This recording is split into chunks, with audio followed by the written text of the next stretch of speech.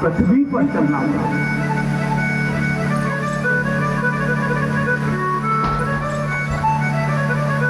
पृथ्वी पर गंगा मैया ने कहा चलने को तो मैं तैयार हूं, लेकिन मेरा वेग कौन सहन करेगा।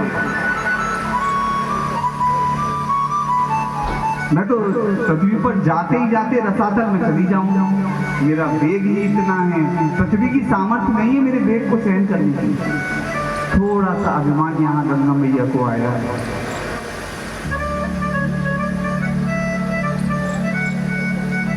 तो फिर क्या करें। भगीरथ ने कहा, ब्रह्मा जी ने कहा एक काम करो, अब भगवान महादेव की आराधना करो, वही कोई उपाय बता सकते हैं। भगीरथ ने पुनः तपस्या की, भगवान महादेव की आराधना की। महादेव प्रसन्न हुए, बोले क्या चाहते हो। कि गंगा जी को पृथ्वी पर लाना चाहता था, लेकिन वेग इतना है गंगा जी आ नहीं सकते। महाराज उन्होंने कहा, भगवान महादेव ने कहा चिंता मत करो, बुलाओ गंगा को। आकाश से गंगा निकली, महादेव ने अपनी जटाओं को खोल लिया। कितना सुंदर दृश्य है, देखिए।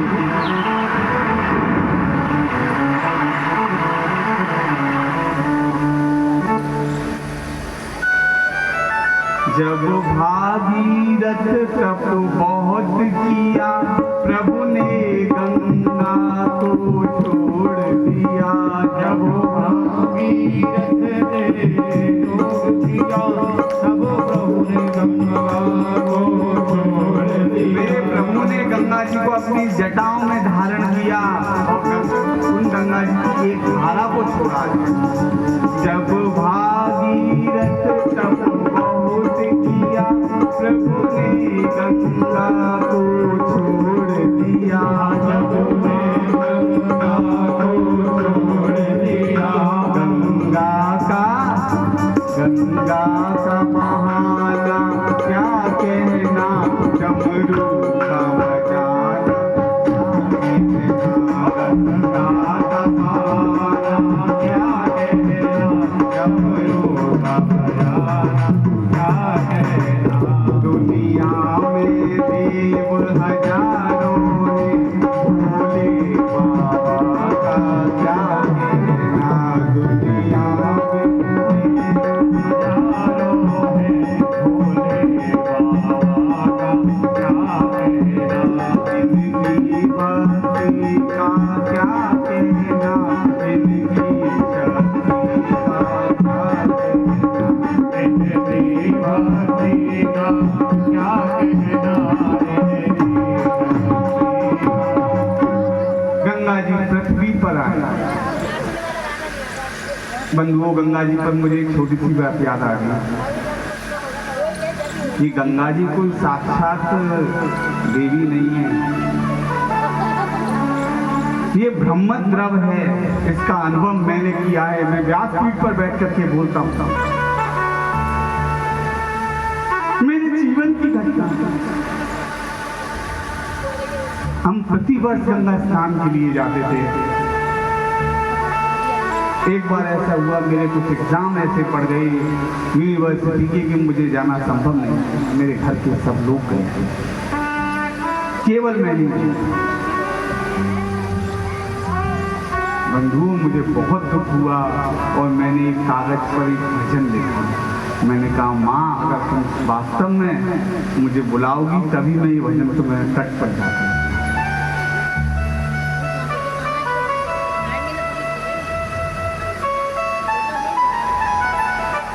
हमारे पूज्य एक नाना जी थे, वैद्य जी, पौरान गली में रहते थे फिरोजाबाद में। उस भजन की कहते थे, ये गंगा लहरी है, इसको सुनने से मेरी आंखों में आंसू अपने आप आ जाते हैं। आज मुझे उनका भी स्मरण आ रहा है। मैंने वो भजन लिख करके रख दिया। आप विश्वास मानिए, दूसरे दिन डेट आई, यूनिवर्सिटी का एग्जाम कैंसिल, जैसे कि होम एग्जाम। मुझे दृढ़ विश्वास हो गया मेरी माँ वास्तव में साक्षात। दूसरे ही दिन में पहुंचा ऋषिकेश और जाकर के मैंने वो भजन माँ गंगा को सुनाया। आज मैं यहाँ पर भी 2 लाइन उस भजन की सुनाऊंगा और उसको पूज्य नाना जी ने सुना, आंखों से झरझर अश्रु बह पड़े। 2 लाइन है, समय नहीं है ज्यादा। कल कल कल बहती हो बड़ी सुंदर लगती हो, कल कल कल बहती हो बड़ी सुंदर लगती हो। बहती रहो कुछ कहती रहो बड़ा अच्छा लगता है। माँ गंगा का द्वार हमें बड़ा प्यारा लगता है। कल कल कल बहती बड़ी सुंदर लगती।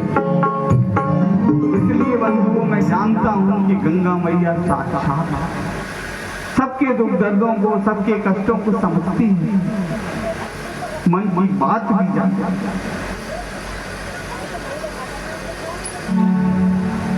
गंगा मैया को नमन करते हैं। आगे समय मिलेगा तो फिर कभी दर्शन करेंगे। इसी वंश में आगे महाराज रघु हुए, जिनके नाम से रघुवंश बोला जाता है। और रघु के बाद महाराज अज हुए, अज के बाद महाराज दशरथ हुए। और दशरथ जी के यहाँ कौन हुआ? भय प्रगट कृपाला दीन दयाला कौशल्या हितकारी मुनि मन भारी अद्भुत रूप ध्यारे। लोचन अभिरामा तन धन श्यामा निज आयुध भुजधारी। भूषण वनमाला नयन विशाला शोभा सिंधु करारी। कह हुई कर जोरी आदते तोरी केवल करो अहंता। माया गुण ज्ञाना तेज अपाना वेद पुराण बंधुओं, राम कथा कहने का बहुत मन था लेकिन समय बिल्कुल नहीं बचा। लेकिन फिर भी मैं जरूर थोड़ी सी कथा कहूंगा, उसके बाद कृष्ण कथा में सीधे प्रवेश करेंगे, क्योंकि राम कथा के बिना हम कृष्ण कथा के अधिकारी नहीं हैं। महर्षि सुखदेव ने ये बात कही है, जब तक मनुष्य राम के चरित्र को नहीं अपनाएगा तब तक कृष्ण के उपदेशों को समझ में नहीं आ सकते।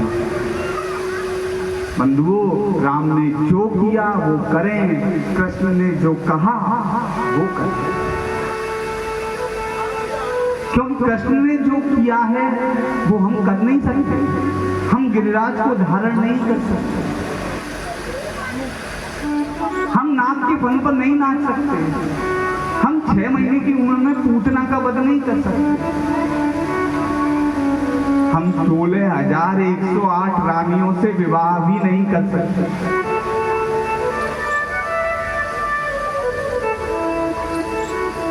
लेकिन कृष्ण ने जो कहा, क्या कहा? सर्वधर्मान परित्यज्य मामेकं शरणं व्रज। जो कृष्ण ने कहा उस पर चलते रहना बंधुओं, और मेरे श्री राम ने जो किया उस पर चलना। राम कथा के बारे में हमारी पूज्य भाभी जी ने कहा था, चिंता मत करो, इस बार भागवत भगवान ने चाहिए तो अगली बार राम कथा का आयोजन करवाएंगे, पूरे 9 दिन की राम कथा। तालियां तो बजा दीजिए कम से कम।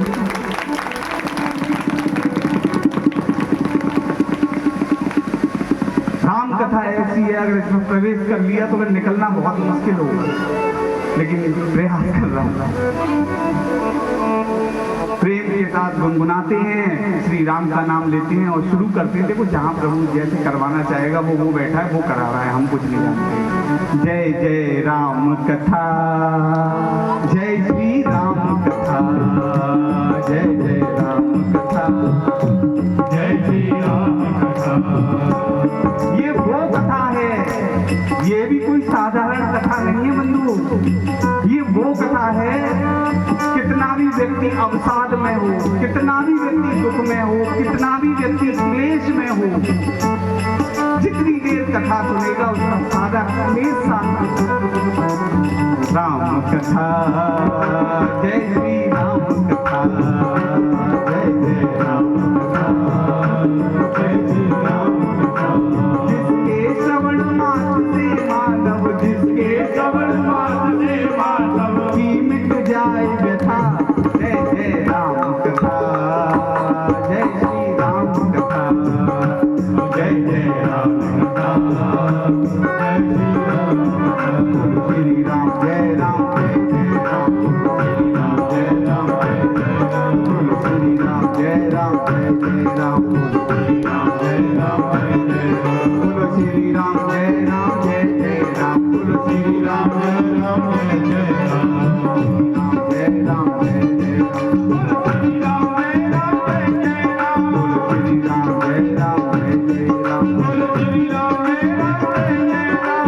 श्री राम जय राम, जय जय राम, श्री राम जय राम, जय जय राम, श्री राम जय राम, जय जय राम, श्री राम जय राम, जय जय राम, श्री राम जय राम, जय जय राम। कथा, जय श्री राम कथा, जय जय राम कथा, जय श्री राम कथा।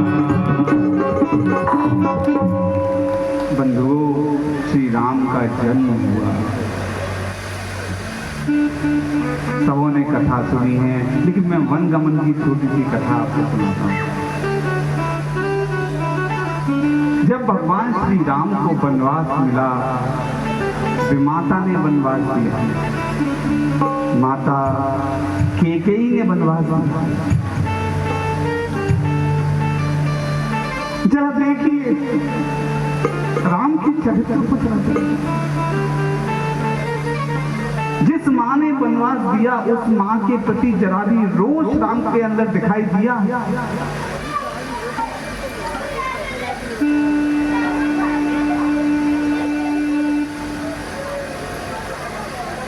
वाल्मीकि महर्षि कहते हैं, न मेरे राम के अंदर कभी रोष होता है, न मेरे राम के अंदर कभी दुख होता है। प्रसन्नताम याम गता से, चाहे राज्याभिषेक हो तो प्रसन्नता नहीं है, वन गमन हो रहा है तो कोई दुख नहीं है मन में। माता कौशल्या ने जब राम जी को पता चला मुझे वनवास हो गया है, माता कौशल्या से के पास गई और माता कौशल्या से कहने लगी, माँ हिम्मत नहीं है, कैसे कहे कि माता कैकेयी ने वनवास दे दिया। माँ मुझे आज्ञा दीजिए। माँ ने कहा, बेटा राम कुछ खाकर जाते, फिर राज्यकाज में बहुत बिजी हो जाओगे, बहुत व्यस्त हो जाओगे, तुम्हें अयोध्या का राजा बनना है ना। कितनी सुंदर बात श्री राम ने कही। माँ पिता दीन मोहि कानन राजू, पिता दीन मोहि कानन राजू, तेरी सब बातें मोर बड़ साजू,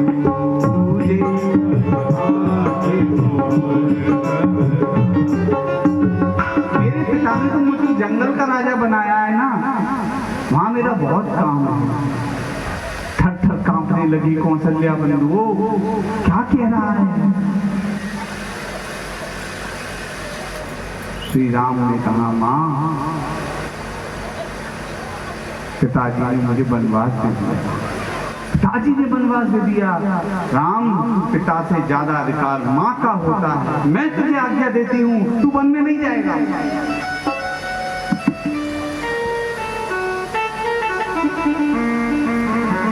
श्री राम ने कहा, माँ, केवल पिताजी ने आज्ञा दी है ऐसा नहीं है, पिताजी और माता कैकेयी ने दोनों ने आज्ञा दी। माँ ने कहा, फिर मैं कुछ नहीं कह सकती राम, ये है रघुवंश की माता है।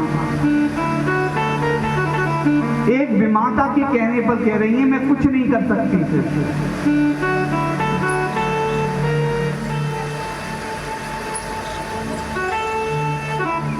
जो केवल पितुआय सुताता, तो जन जाओ जाने बड़ी माता। यदि केवल पिता की आज्ञा है तो जंगल में बिल्कुल मत जाओ, और यदि पिता और माँ दोनों की आज्ञा है तो जंगल तुम्हारे लिए राम करोड़ों अयोध्याओं के समान है। बंधुओं, ऐसी शिक्षा कहाँ दी जाती है?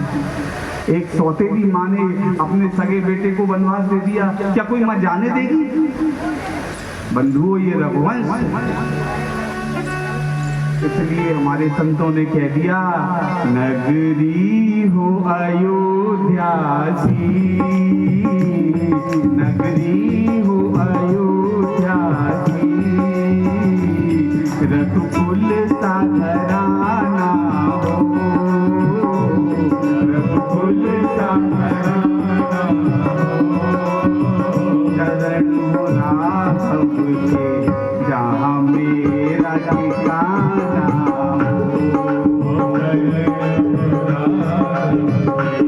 जहाँ मेरा ठिकाना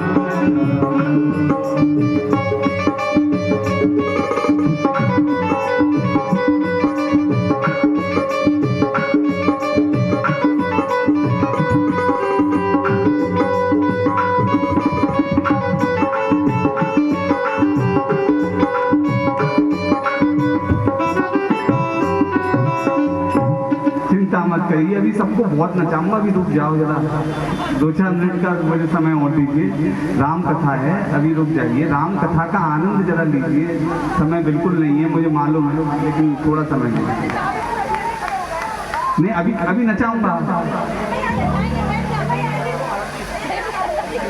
नगरी हो अयोध्या की, नगरी हो अयोध्या की, रघुकुल सा घराना हो, रघुकुल सा घराना हो, चरण राघव के जहाँ मेरा ठिकाना हो, चरण राघव के जहाँ मेरा ठिकाना हो।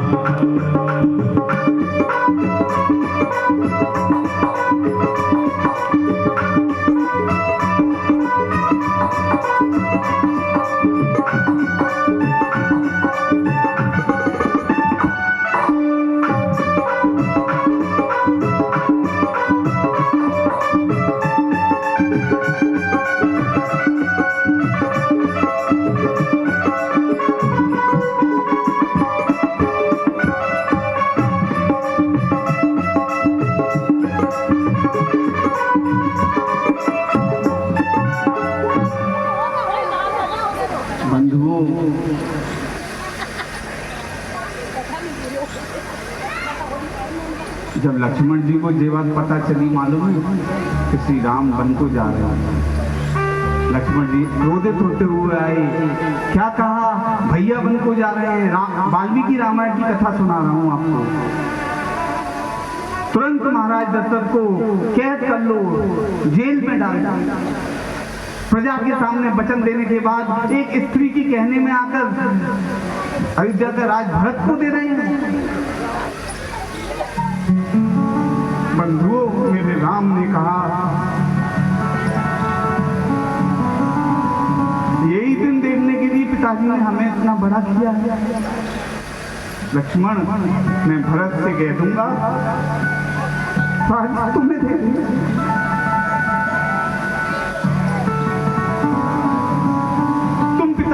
दर्द को नहीं समझता।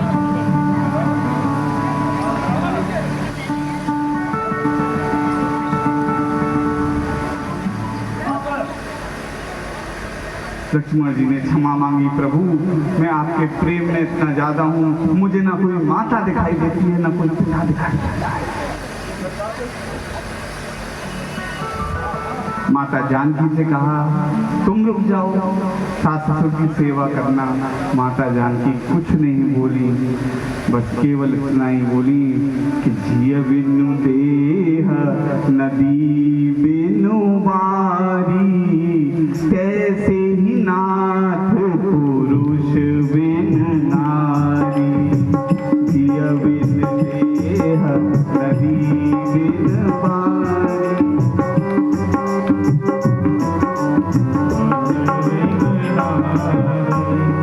बंधुओं थोड़ी लेट हो जाए आज, या चिंता की बात तो नहीं है, थोड़ी सी देर हो जाए तो कोई चिंता की बात नहीं है। थोड़ी सी देर आज के लिए क्षमा चाहिए, बस केवल आज के लिए, कल से बिल्कुल समय का ध्यान रखूंगा। कुछ प्रसंग ऐसे आते हैं मन पुलक करता है यही।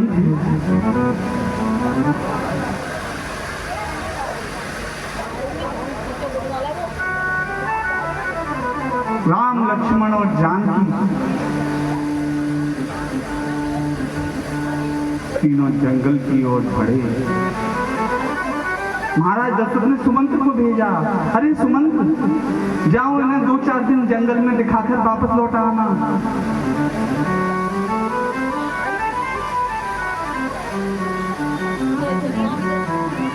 सुमंत जी साथ गए, पीछे पीछे अयोध्या की प्रजा, लेकिन श्री राम उनको भी सोता छोड़कर आगे बढ़ गए।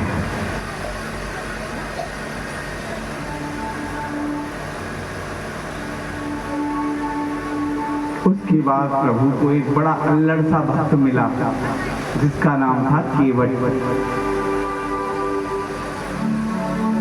जगत के स्वामी ने जाकर के केवट के तट पर कहा, अरे केवट जरा इधर आना। केवट ने कहा मैं नहीं आ रहा। अरे आना यार। मांगी नाव न केवट आना, कहे तुम्हार मरम में जाना। कहा मैं आपके मर्म को अच्छी तरह जानता हूँ। क्या मर्म है भाई? अरे छुअत से लाभई नारे सुहाई, पान से न काट छूते ही पत्थर की अहिल्या भी स्त्री बन गई, तो मेरी तो नाम भैया लकड़ी की है, निश्चित बनेगी। और एक का गुजारा चलता नहीं है, दूसरी ओर आ गई तो कहां से इनका पेट भरूंगा।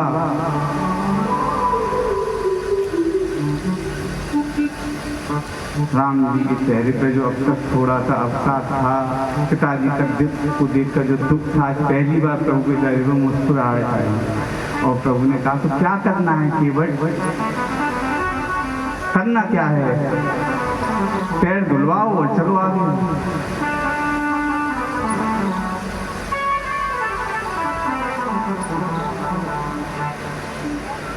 प्रभु ने कहा ठीक है। कृपा सिंधु बोले मुस्काई, सोई कर जब तेरी नाव न जाए। तो वही काम है जिससे तेरी नाव न जाए। और बंधुओं क्या भक्त हुआ है केवट। केवट ने नाव में से प्रभु को उतारा, प्रभु के हाथ अपने सिर पर रखवाए और कहा एक एक पैर करके मुझे दो। एक एक पैर करके प्रभु को दिया। केवट चरण पखार रहा है, देवता आकाश से फूल बरसा रही हैं। कठिनता से चरण धोकर मिले कुछ बिंदु विधिहर को। कठिनता से चरण धोकर मिले कुछ बिंदु विधिहर को। गोचर लो दत्त प्रभु केवट के घर जा कर लुटाते हैं। गोचर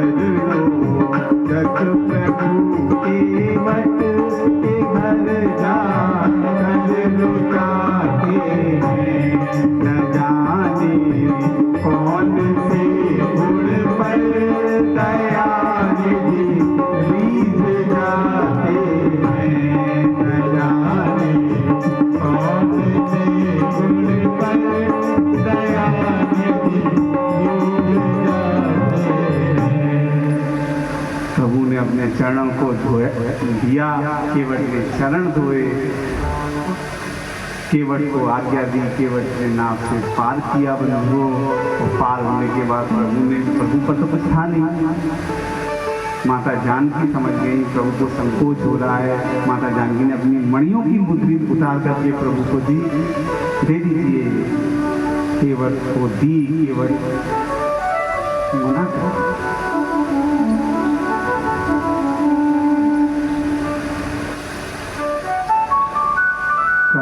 कृपाल लेहु उतराई, केवट चरण कहे अकुलाई। और मजे की बात ये कि जो बात केवट ने कह दी वो बात आज तक हम लोग कभी कह ही नहीं पाए। क्या कह दिया? नाथ आज मैं काह न पावा, मिटे दोष दुख दारिद दा। मेरे सारे दुख मिट गए, मेरा सारा दोष मिट गया, सारा दरिद्र खत्म हो गया। अब मुझे कुछ नहीं चाहिए।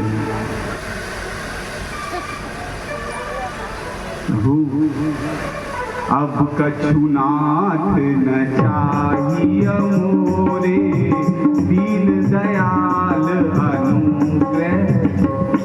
हम सबको कुछ ना कुछ चाहिए, लेकिन जो रोज रोटी कमाता है केवट, रोज जीवन यापन करता है, कोई बहुत ज्यादा अमीर नहीं है, लेकिन आज श्री राम जी से कह दिया प्रभु अब कछु नाथ न चाहिए मोरे, दीन दयाल अनुग्रह। आपकी कृपा से मुझे सब कुछ प्राप्त है। प्रभु ने आगे जाकर के चित्रकूट में विश्राम किया। उधर भरतलाल को जगह पता चला, सारा वृत्तांत, रोने लगे भरत। बंधु राम कथा से निकलना ही मुश्किल हो रहा है, रोने लगे भरत। क्षमा कर दीजिए हे नाथ, मुझसे जाने क्या अपराध हो गया, मुझे पता भी नहीं चला, मेरे पिताजी चले गए। अंत में भरत चित्रकूट में गए। चित्रकूट में जाकर के राम जी से कहा प्रभु कुछ उपाय कीजिए जिससे कि मेरा भी काम बन जाए, आपका भी। महाराज जनक आए। महाराज जनक से कहा बताइए क्या करना चाहिए, आप ही सबसे श्रेष्ठ हैं दोनों सभाओं में। तदंतर बैठी सभा उटज के आगे, नीले वितान के तले दीप बहु जागे। दीप नहीं वह नैन सुरों के बेटे, परिणाम सुकून भया सुरों के। बहुत सुंदर वर्णन लिखा है राष्ट्र कवि मैथिली शरण गुप्त ने। कभी स्टडी करिए।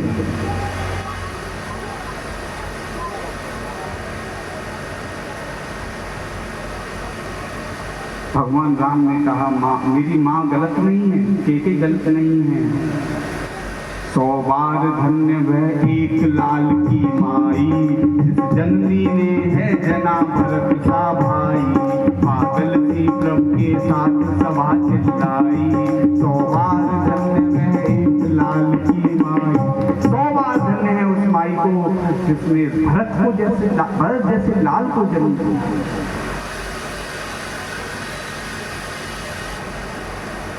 और अंत में भरत जी को कहना पड़ा क्या कि मन प्रसन्न कर सकुच सज, करहु कहूँ सोई आज। सत्य चंद रघुवर वचन, सुनिभा सुखी समा। प्रभु जो आपकी आज्ञा होगी मैं वो करूंगा, क्योंकि सेवक का काम ये नहीं है। The relation of love is based on sacrifice. इसकी विस्तार से चर्चा उद्धव प्रसंग पर करूंगा। प्रेम का दूसरा नाम ही सैक्रिफाइस है। केवल पाना पाना प्रेम नहीं है, कई बार खोना भी प्रेम होता है। उद्धव प्रसंग पर इस पर विशेष ध्यान दूंगा क्योंकि समय बहुत कम है। अंत में भरत जी को श्री राम ने पादुकाएं दी हैं और पादुकाओं को अपने सिर पर धारण करके पहली बार ऐसा देखने में आया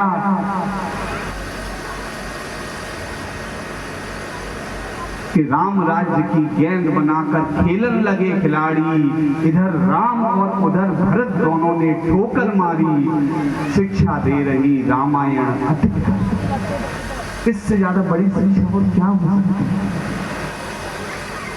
बंधुओं, उसके बाद श्री राम जंगल में गए, हनुमान जी से भेंट हुई, रावण का वध हुआ, सारे राक्षसों का वध हुआ और पुनः श्री राम जी वापस अयोध्या आए और अयोध्या आए